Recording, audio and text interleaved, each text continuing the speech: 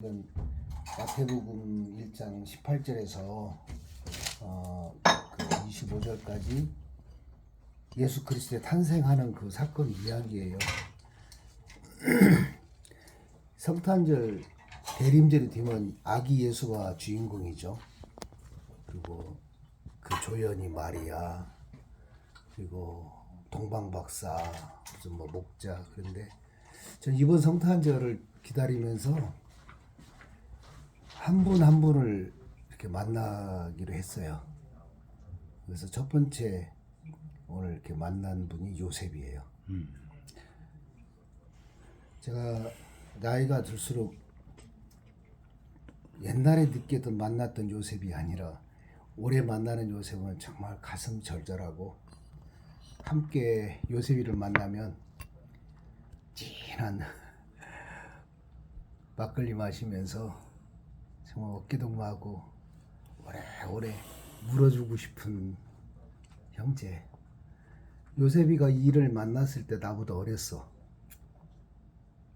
젊었을 때죠. 장가가기 그 무렵이니까 20대.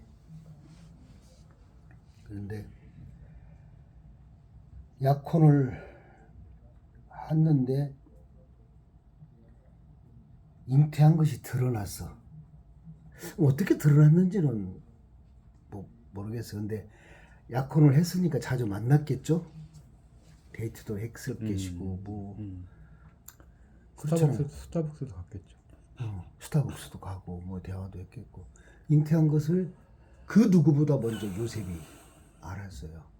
자기 몸이 이상한 것도. 그러니까 저는 마리아와 요셉의 사이는 정말 성숙한 관계의 젊은이였다고 봐줘요.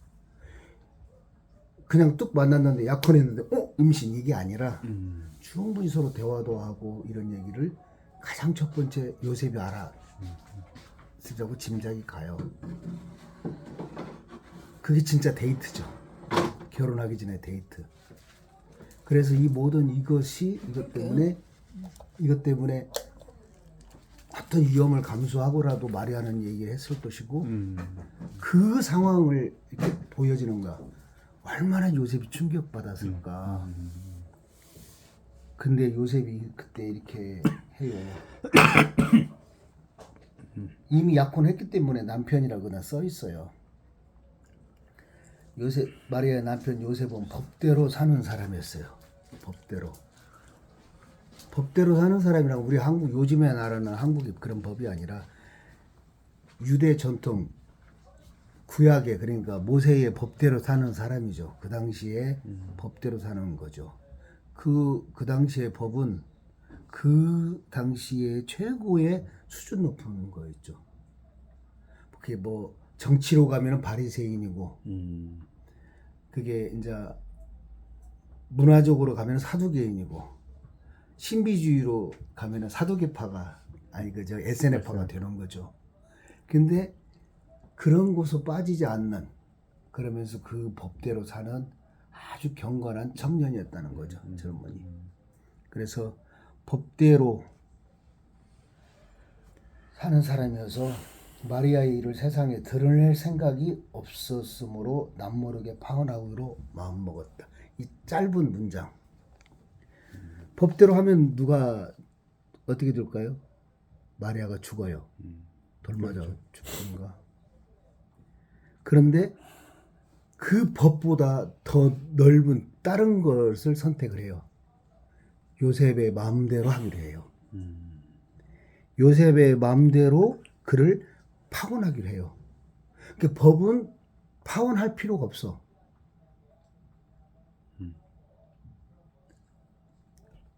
딱 한마디 하면 돼. 법이요. 근데 파혼하기로 해요. 일방적이기도 하지만 요셉의 마음이, 요셉이도 자기 마음에 이 법이 아닌 그 더 큰 마음으로 이걸 결정했을 때 요셉도 디미지가 있어요. 파혼당한 남자. 어떻게 해야 될 거 아니에요? 수치심.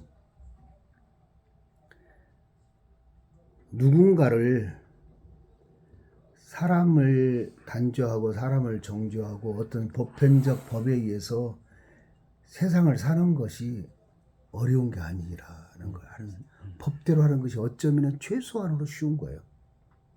그렇잖아요. 그러나 그 이상이 뭐냐면 배려하는 거, 용납하는 거, 사랑하는 거. 그러려면 그게 자유대로 하려고 그러면 희생이 감소돼야 돼. 내 힘과 내 가능성과 또 나의 모든 가지고 있는 것도 잃어버릴 수 있다고 하는 것을 감안해서 요셉은 결정해요. 법대로 하지 않고 방어하기로. 저는 법대로 하는 것이 하나님의 뜻이라고 보통 우리는 배웠어요. 난 요셉을 통해서 도전이야. 아니야. 네가 알고 네가 배운 그 법대로 사는 것 말고 네 마음속에 들려지는 그 네 뜻대로 사는 것 더 큰 거야. 라고 하는 도전이었어요. 그래서 이걸 결정하고 시간도 걸리고 궁리도 많이 했겠죠. 그래요. 우리들은 그걸 가지고 기도한다 그러고 묵상한다 그러고 뭐 하죠. 근데 그 많은 시간을 그래서 뭐 별난 생각 그리고 어떻게 하면 될까 또 마리아에 대한 배려를 하면서 있겠죠. 그 무렵에 이런 생각을 하고 있을 무렵에 그러니까 생각하고 걷는 그 무렵 오랫길을 걷든지 아니면 나 혼자의 골방에 있든지 고요한 시간이 있었던 그 모색하는 그 무렵 괴로워하는 그 시간 고독한 그 시간에 주의 천사가 꿈에 나타났다고. 주의 천사가 있어요. 우리에게도 꿈에 이 꿈은 꿈이라고 말을 현실에 나타나지 않아. 꿈에 나타나고 나타난다. 주의 천사가 꿈에 나타났다. 실제로 내가 알지 못하는 그런 상황에서 이것을 알게 하는 하나님의 일이 시작이 되는 거야.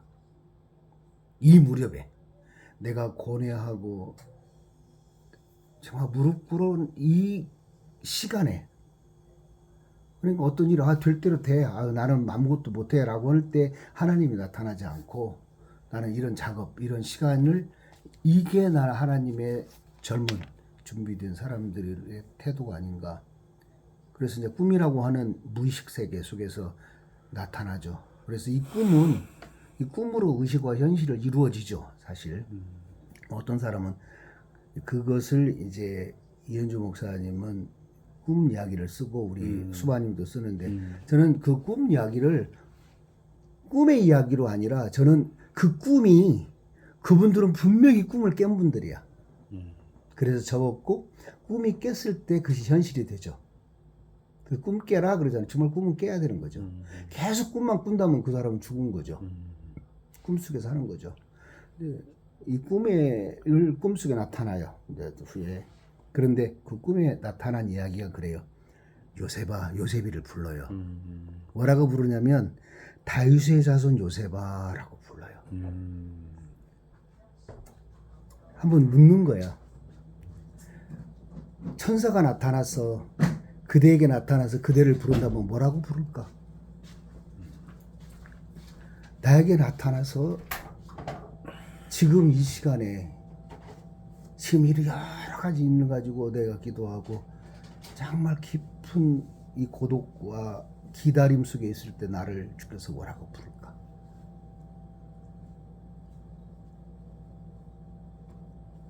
단순히 윤목사야 불렀을까? 아니면 누구네 형 윤목사야 그렇게 불렀을까? 아니면은 지금 현재 파체의 남편 누구야라고만 불렀을까? 그 부름 이 정말 천사가 나를 부른다면 어떻게 부를까라고 하는 이 의식 자의식이 나는 다윗의 자손 요셉아라고 부를 때부터 시작이 되는 것 같아요. 그냥 어이 이스타 요셉 목수꾼이라고 부르지 않고 이 부르는 시작부터 내가 어떤 존재라고 알려주는 것도 꿈에 벌써 요셉이가 다윗의 자손 요셉이라고 들어본 적 있을까? 아마 없었을 거야. 아마도. 그러나 이 부름으로 부르셨어요. 그러면서 두려워하지 말고 이 아내를 맞아 들이어라. 지금 요셉은 그러니까 이 말씀 통해서 요셉이 지금 굉장히 두려워하고 있었구나.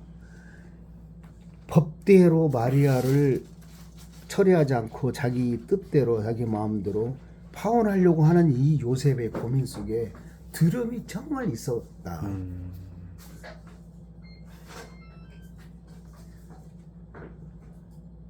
두려워하고 있었어요. 요셉이는 신사적이고 친절한 사람이었지만 어떤 두려움이 있을까? 요셉의 마음을 보니 요셉은 이렇게 두려웠을 것 같아. 내가 이렇게 하고 있는 게 잘 될까? 과연 내 뜻 이렇게 생각을 짐작하는데 과연 우리 식구들이랑 다 이해할까? 그 다음은 뭐지? 라고 하는 것을 내가 원치 않아도 생각은 항상 꼬리를 물고 나타나니까 이렇게 하면서 그 꼬리를 무는 생각들은 전부 다 두려웠을 거예요. 두려워 말라라고 하는 우리는 말들을 종종 합니다만은 이것이 인간의 한계고 나의 한계이고 요셉의 한계라고 한다면 우리도 걱정하는 존재죠. 걱정해서 걱정하는 존재가 아니라 그런 존재이기 때문에 한계적인 존재이기 때문에 걱정이 되는 요셉이를 만나봅니다.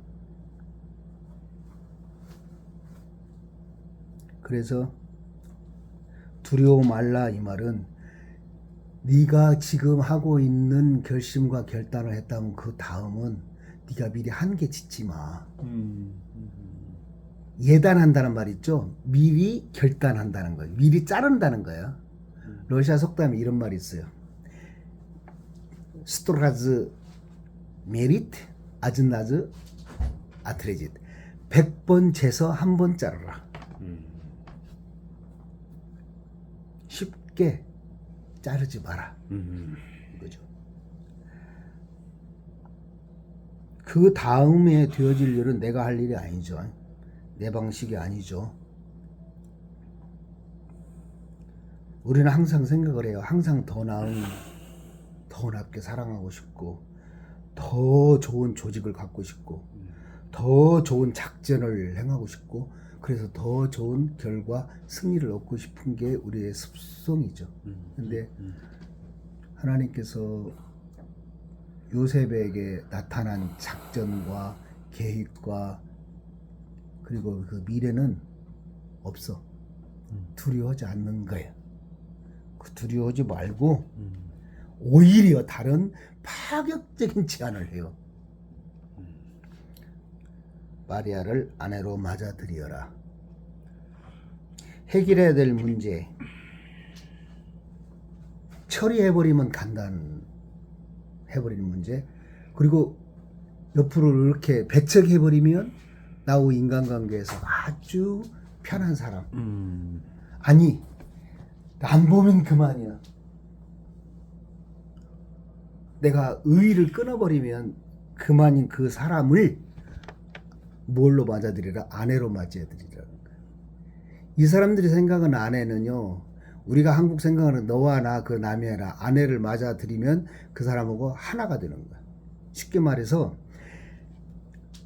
우리 한국은 안 그러지만 아내를 맞이할 때는 그 사람의 출신과 가문과 배움과 모든 김가가 윤가가 되는, 이가가 윤가가 되는 것이 아내로 맞이하는 거거든. 완전히 나와 하나가 일치가 되어버리는 것이 아내로 맞아들이는 거예요. 너와 내가 만나서 짝짝꿍 사랑하고 행복하고 잘 살았답니다. 이게 아니라 아내를 맞이한다는 것은 그가 내게로 와서 내가 되는 거고 내가 그를 맞이해서 그가 내가 되는 거죠. 목사님 시처럼 사랑 그 이상 일체가 되어버리는 것이 아내를 맞이하는 거죠. 그렇게 하라는 거야. 무엇을 분명히 내가 나하고 약혼했는데 아닌데 임신한 저 여자를 아내로 맞이하는 거야. 뭐 하고 있을 때 꿈에 나타나서 그렇게 말하는 거야. 두려워하지 말고. 저는 아내로 맞이하는 것이 과연 내가 이번 성탄절에 내가 누구를 아내로 맞이할 수 있을까? 내 누구를 내 안에 나의 몸처럼 맞이할 수 있을까? 저는 그냥 구체적으로 이름이 떠올랐어요. 그래야 되겠다. 이것도 하지 못하면 그냥 법대로 그냥 나 몰라라고 하는 요셉이 아니라는 거예요. 요셉이 만난 이 성탄절은 요셉이 만난 이 메시지는 마리아를 아내로 맞이하는 거죠. 우리는 보통 어떤 심사가 있냐면 조종하려는 심사가 있는 것 같아요. 뭔가를 조종하고 옆에 놓고. 근데 그게 아니라 그대로 맞아들이라. 마리아를 아내로 맞이하면 그 아이는 내 아이가 아님에도 불구하고 내 아이로 받아들여야 돼요.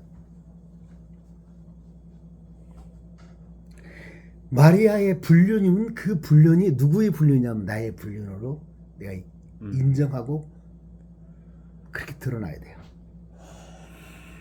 마리아의 실수를 너의 실수가 아니라 마리아의 실수는 곧 나의 실수가 되어야 돼요. 마리아를 아내로 받아들이라고 하는 것은. 그리고 그의 흉이 나의 흉이 되는 거죠. 아내를 맞이하는 것은 내 팔자와 내 운명이 바뀌는 결정이에요. 얼마 전에 광노수 목사님 만나면서 99%가 운명이 정해진 거다. 그러나 그 하나를 그 운명을 내가 한번 거스려 보겠어. 그게 뭐냐? 기도고 그게 뭐냐면 하나님께 도전하는 거. 왜? 하나님 살아있으니까. 그 하나님께서 그렇게 운명이 정해졌다 할지라도 내가 그 1%에 도전하면 하나님께서 그걸로라도 되게 하든지 나를 꺾든지 나를 어떻게 우리 인생의 마지막 죽여서라도 하나님은 그렇게 하신다는 거예요. 그게 나는 푸르고 푸른 싱싱한 시퍼렇게라는 말을 어떻게 다 번역했냐면 싱싱하게 젤리오니. 그러니까 러시아 말로 그래요. 아주 시퍼렇게 살아있다는 말이 그게 젤리오니야. 푸르고 푸른 녹색이에요. 녹색 살아있는. 사람들은 끝까지 피해요. 운명을 거스리고 운명을 이겨보려고 실험하는 게 아니라 피해요. 어떻게? 아 이건 숙명이야. 그래서 가장 비겁한 년 주의 뜻대로. 지가 주의 뜻을 알고 주 뜻대로가 아니지. 피하는 말이야. 지금 내가 피하고 싶은 생각이 있어요. 예수님도 그랬어. 이 잔을 내게서 피할 수 있으면 요셉이 닮아서 그런 소리 하는 것 같아. 아버지 근데 결국 내 뜻대로 마시고 아버지 뜻 죽이는 그 일에 내가 한번 하겠습니다. 왜 나를 버리시는 겁니까? 안 버렸다고 하는 그 깊은 신뢰에서 그렇게 말을 하는 훗날의 이야기가 있죠. 이게 저는 요셉에게서 지금 배우는 이야기야. 아내로 맞이하는 요셉. 그래서 이 엄청난 비밀에 초대돼요. 요셉이란 인물이. 요셉은 평범한 남자예요. 그러나 이 평범한 남자 속에 아주 비밀스러운 유인이 나타나요. 그래서 그 태중에 있는 아이는 전사가 말해요. 성령으로 말미암은 것이다. 태중에 있는 아기는 드러난 거예요.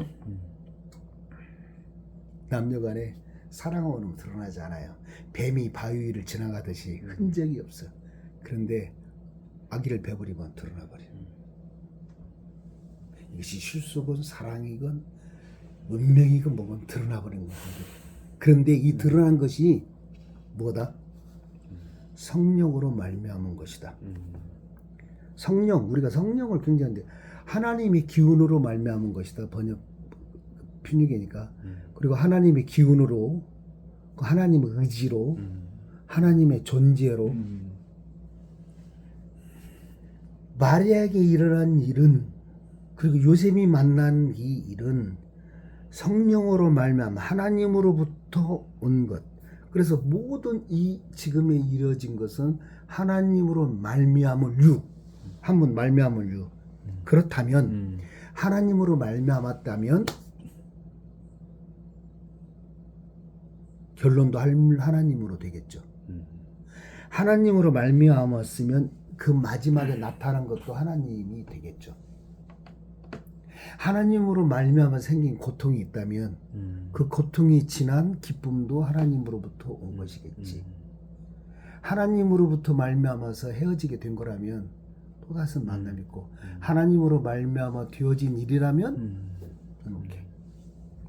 그래서 저는 하나님으로 말미암다라고 인식하는 그 시작이 순종이라고 보는 거예요. 이해하는 수밖에 없다는. 그래서 이렇게 순종하기 요셉이 이해할 것이냐 말 것이냐라고 하는 것이 요셉의 기로. 성령으로 말미암아서 그러면 이때 요셉이 결정하는 거예요. 예. 내가 이제는 요셉이가 법보다 더 큰 요셉의 그런 마음, 자유로움 이런 것으로 가는 이 길이가 어떤 것이 돼버리냐면 어느 한순간에 된 것이 아니지 깨달아 알게 된 거야. 하나님 성령으로 말미암아 된 것이라고 하는 것이 돼버리는 거야. 주도가 바뀌어버리는 거야.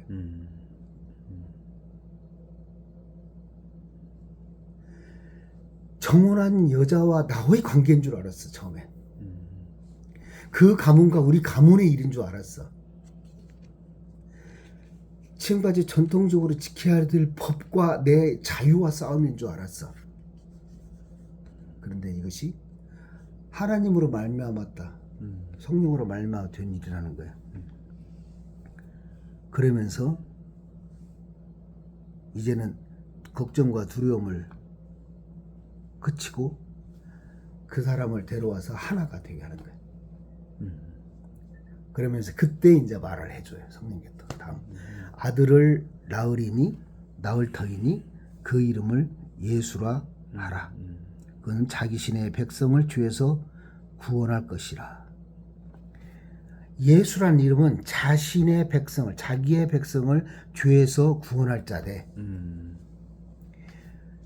우리가 들을 때는 이 예수의 사건과 예수라는 사람이 기독론이라든가 어떤 모든 학문적 그런 지식으로 선 경험, 선 지식으로 덧붙여서 오늘날 21세기에 전해 내려온 예수의 이름이 있어요. 근데 그 당시에 요셉이 들었던 원본 예수란 이름은 어떻게 받아들여졌을까라고 저는 다시 되돌아가고 싶어요. 요셉이 들었던 자기의 백성을 죄에서 구원하는 이 뜻은 뭘까?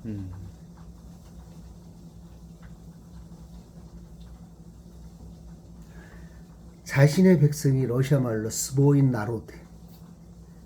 그러니까 이 자기의 백성이 다른 해석이 되면 자신의 백성이야. 소속의 개념이 아니고 어떤 그것이 아니라 함께 있었던 자기의 백성을. 그러니까 예수님의 백성은 뭐냐면 자신의 백성이고 나의 백성이고 곧 나를 구원할 그 예수야. 그러니까 뭘 예수가 누군가를 구원하는 그 예수가 아니라 결국 이 예수의 존재는 나를 구원할. 요셉이 아들을 낳을 것인데 그것은 그 예수가 나도 구원할 거야. 나를 구원할 거야라고 하는 그 이야기가 되는 거죠. 그래서 동정녀가 잉태하여, 그 말은 뭐냐면 여기 우리가 막 동정녀 남자를 몰랐던 그게 아니고 처녀로 번역돼요. 처녀가 잉태. 처녀가 잉태하지 그러면 총각이 잉태하나? 할머니 잉태 못 하잖아요. 처녀가 잉태하는 거죠. 이건 이제 동정녀 탄생에 대한 이야기는 제가 논하고 싶은 건 아니에요. 그런데 그것은 구약에서 보충 설명을 해줘요. 이것은 처녀가 잉태 아들을 낳으니 예수라. 그러면서 그의 이름을 임마누엘이라 한다. 그게 구약계의 말이에요. 근데 그 임마누엘이라고 하는 말 뜻은 하나님께서 우리와 함께 하신다라는 뜻이래요. 자, 와우. 우리가 볼 때는 하나님께서 함께 하신다라고 새로운 개념으로 했는데 그 새로운 개념은 아니라는 거예요. 요셉이 알고 있기로는. 요셉이 그 당시에 사람들이 알고 있는 것은 착각하고 있었던 게 있죠. 그 당시의 문화나 그 당시의 배경은 하나님이 없는 상황이야. 하나님이 떠나버린 시대야. 로마 팍스 로마의 지배에 있었던, 그리고 그것을 후대 역사들은 말하기를 낙후해지, 암흑기 시대라고 말하잖아. 중간기, 말라기와 세례 요한까지. 이 시대의 메시지가 하나님이 함께 하신다는 뜻이야. 새로운 사실이 아니고 구약 때 들었던 야훼, 스스로 있는 그 야훼, 여기서 이제 광노선 목사님이 말하는 여전히 시퍼렇게 살아계신 하나님이었다는 거야. 여전히 살아있는, 진한 녹음으로 낡은 하나님이 아니고, 퇴색한 하나님이 아니고, 그리고 은퇴한 하나님, 아니면은 집 나간 하나님, 아니면 무능한 하나님이 아니라 여전히 푸르게 살아계신 그 하나님, 이 하나님이 늘 함께 있어라고 하는 것을 리마인드 시키는 거예요. 기억하게 하고 하는 것이 뭐냐? 그 뉴스라는 거예요. 가스펠. 예수님이 25일 날 성탄절에 왔다고 해도 누구도 안 믿죠. 우리들은 이제 아니까. 그러나 이 성탄 대림절에 1년에 한 번씩 우리가 하는 것은, 그럼에도 불구하고 나의 고난과 고통의 시간, 그리고 정말 답답하고 한심한 이런, 그리고 어색하고 우눌한 그러한 관계 속에서도 여전히 하나님이 함께 했었다는 것을 기억해내는, 그래서 그렇게 함께 했구나라고 다시 고백하는 것이 이 성탄의 계절에 제가 받는 메시지. 예수가 임마누엘이야. 예수가 임마누엘, 하나님이 함께 했다는 증거죠.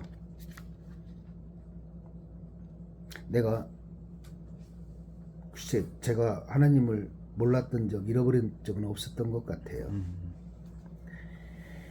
방황한 적도 있었지만 그럼에도 하나님은 계셨다고 하는 것은 쭉 믿어왔죠. 어느 곳에 있었어도. 그리고 요즘에 시끄럽고 이런 시대에 과연 하나님의 정의가 있어라고 질문하고 싶은 시대에서도 하나님은 늘 함께 하셨다고 하는 그 메시지가, 나는 이 한국, 우리가 살고 있는 한국 이 시대에, 정치판 말고 우리가 살고 있는 이 한국의 시대에, 그리고 우리의 교회, 목사가 있건 없건, 목사가 떠났던 이 시간마저도 우리 모든 각자에게 하나님이 함께 하셨다라고 나는 고백할 수 있겠다. 그런데 이 말씀이 이제 그대로 이루어져요. 말씀이 이루어지려면 말씀을 들어야 하고 말씀을 받아들여야 되겠죠. 저도. 그래서 이 오늘 말씀을 내가 얘기하는 것은 누구 믿어라가 아니라 내가 듣는 말씀이고 내가 그대로 순종하고 싶었던 말씀이에요. 그대로 행해졌다. 보딱, 그러니까 그대로 들었던 대로 틀림없이 이루어졌다고 하는 거죠. 내가 순종할 때 그렇게 이루어지고 있죠. 그래서 잠에서 깨어난 이제 요셉은 자기가 본 대로, 자기 들은 대로 했다라고 말을 해요. 이게 요셉의 파워. 이 시대에 내가 할 수 있는 것은 들은 대로, 믿은 대로 하겠습니다. 그 다음 일은 걱정거리 많아. 하기로 하면, 근데 걱정하지 않기로 했어. 걱정할 필요가 없는 거예요. 왜? 두려워할래. 그래서 마리아가 아들을 낳자 아기를 예수라고 불렀다. 마리아가 낳았다 그랬어요. 요셉은 그냥 이제 낳아진 거죠. 이제 이 상황대로. 그게 이제 피동이죠. 마리아가 아들을 낳자 아기를 예수라고 불렀다가 오늘까지 들은 제 메시지예요. 나는 아버님도 그 파체도 내가 알고 있는 사랑하는 모든 사람들과 함께 이런 굿뉴스 복음으로 이렇게 행복하고 요셉이는 정말 행복했을 거야. 후에 더 점점 난 이게 복음의 그 천국에 자라나는 모습이 아닐까 이 성탄절에 주는 메시지의 시작, 요셉이를 통한 메시지의 시작. 다음 내일은 또 이제 그 다음은 내가 읽겠지만 동방 박사들 또 다른 이런 모든 이 시대의 주인공들은 그들이 아니라 나하고 우리들이니까 그 주인공들을 한번 이렇게 찾아가 보는 여행을 떠나보고 싶어요. 감사합니다. 이 말씀을 했습니다. 고맙습니다. 네, 고맙습니다.